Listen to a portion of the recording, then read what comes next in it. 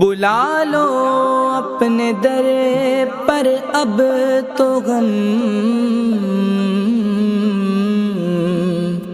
خانہ بدوشوں کو۔ یہ ہے کہ یہ رمضان کا مہینہ کیا یہ اپنے کاروبار چمکانے کا مہینہ ہے؟ دنیاوی مال کمانے کا مہینہ نہیں ہے، یہ تو احساس کا مہینہ ہے، یہ تو ترس کا مہینہ ہے، یہ تو جو ہے اپنے مسلمانوں کو عطیات دینے کا مہینہ ہے، نہ کہ ہم ان سے چھینتے پھریں، اپنے چیزوں کے ریٹ بڑھا دیں۔ ایٹم سارے بڑھا دیے، اچھی بات ہے ایٹم بڑھائیں، لیکن ایٹمز کے ریٹ نہ بڑھائیں۔ کوشش کریں کہ اگر آپ کو تھوڑا بہت منافع ملتا ہے تو تھوڑا سے کم منافع رکھیں اور زیادہ سے زیادہ مسلمانوں کو ریلیف دیں۔